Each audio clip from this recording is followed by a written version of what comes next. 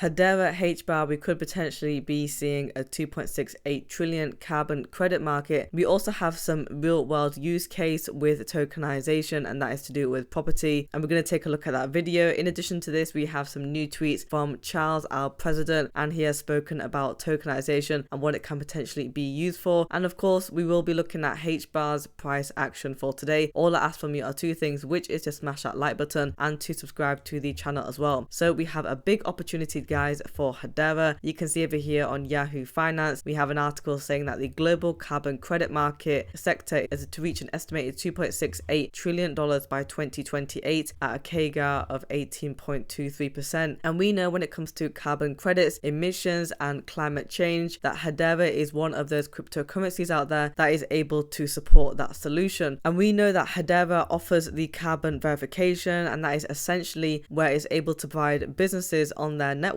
that they can have records that shows the emissions that they basically emit, and that is to do with how much hydrogen they emit or carbon dioxide. And it's very good for a lot of industries. One of the recent partners that they have is with the aviation industries, and when it shows all of the data, not is it only in real time so that they are able to make decisions there and then, but from all of that information they are able to generate a certificate to which that they can comply with the laws. And we know that energy efficiency, and when it comes to these emissions, is very important in the cryptocurrency space, and so Hedera should be able to capture some of that market going on forward. Now we have a video here that I'm going to play for you, and it talks about the carbon credit market and how it's huge, and that Hedera knows exactly where it's going.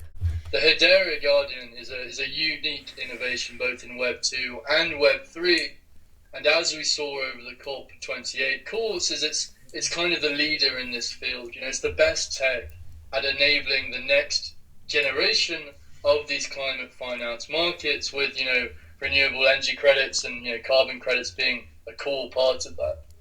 And so not only do we have the Hedera Guardian as sort of the best tech at enabling what is, you know, just been labeled as a market that needs to move from billions to trillions by the European Union itself, but we also have the Sustainable Impact Fund team who are becoming, you know, the visionaries in this field, you know, the go-to thought leaders, the pioneers of regenerative finance within Web3.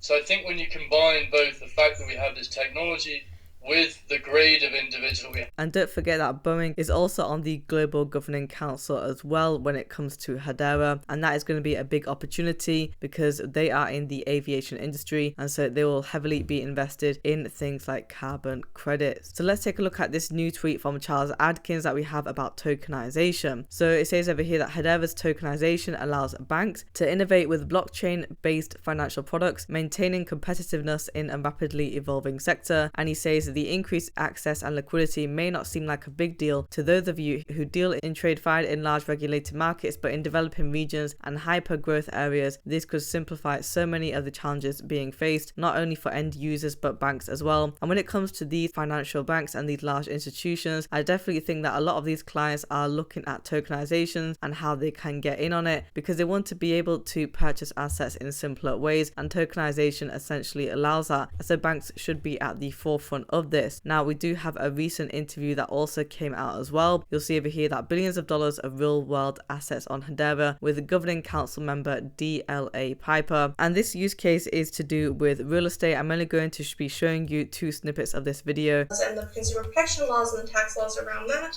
and that's actually how we got connected with Toko.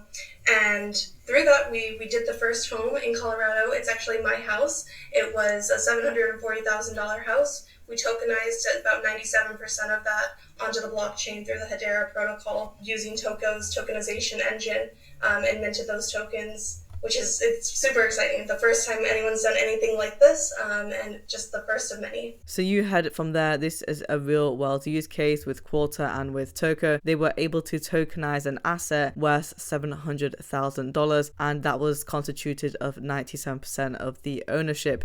Now we know that when it comes to houses and real estate, that we can also tokenize 10%, 5%, or even 15%, but it goes to show that it worked and they were able to mint those tokens as well. And going on forward, we will only be able to see the further growth as well as it comes with it.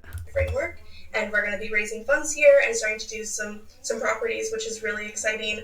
The other thing that, Quarter is building in hand with Toko is a secondary exchange where people can come and start to trade these virtual assets, right? We can tokenize the property, but the value really comes when we can start to create liquidity in that marketplace. And so we're going to be building the secondary market to allow people to come and fractionally trade on properties that exist on the Quarter platform, $1 at a time. So there we have it. We have two things going on here. Not only do we see the tokenization of real world assets, but once that is done, they will be able to open that secondary market, which then allows investors to essentially trade those tokenized assets. Two really big things in tokenization. That's what it's all about. And I know that I say it time and time again, but we are only going to be seeing more use cases when it comes to Hedera for tokenization. Now we have over here another tweet from Charles Atkins saying that events have so many use cases for tokenization, smart contracts and consensus. Decentralized event management and ticketing. Event tickets are tokenized to handle sales, transfers and access control using Hedera smart contracts. Hedera consensus services ensure a secure and fraud-free event that is fair for everyone. So these events can be from anything, for example with your festivals, it can be conferences, concerts and big things like that. And when it comes to tickets as well, we know that a lot of these ticket leaders do tend to experience high traffic volume when it comes to purchasing these tickets, meaning that often a lot of people are not able to purchase these tickets or that the transaction is actually failed. And I believe that Hedera will be able to provide a solution with that to get rid of that high traffic volume when it comes to ticketing events. So that is another sector that we can also get into. Before we have a look at the price action, I just want to reiterate to you guys that the International Monetary Fund, IMF, the World Bank and BIS, Bank of International Settlements, are collaborating on uses of tokenization. And this will definitely be big when all of these organizations come out and they give the go ahead that they want to tokenize this asset or tokenize that asset, because once the big players get in it, then it is only going to spread further. Now let's have a look at the price action for today. For HBAR, we're currently trading at 0.0871. We are down by 4.23% on the 1-day chart. For the volume, we are down by 10.97%. We are trading at $63.3 million in the volume. And in the earlier hours of the day, we were trading roughly around about 0.08828. The lowest that we went to for the day so far was 0.08637. On the 7-day chart, we are down by 2.57%. You'll see over here that we have now made another low. The low that we went to was 0.08747. That was yesterday, but another low that we went to today was 0.08637. Still, we are not doing too bad with the price action. We're just below that 9-cent level and we're not that far off. On the 1-month chart, we are still up by 45% and we're just basically trading sideways now, but I definitely want to see it within that mid-range of the 9 cents. Guys, if you want daily Hedera HBAR coin news, subscribe to the channel and like the video as well.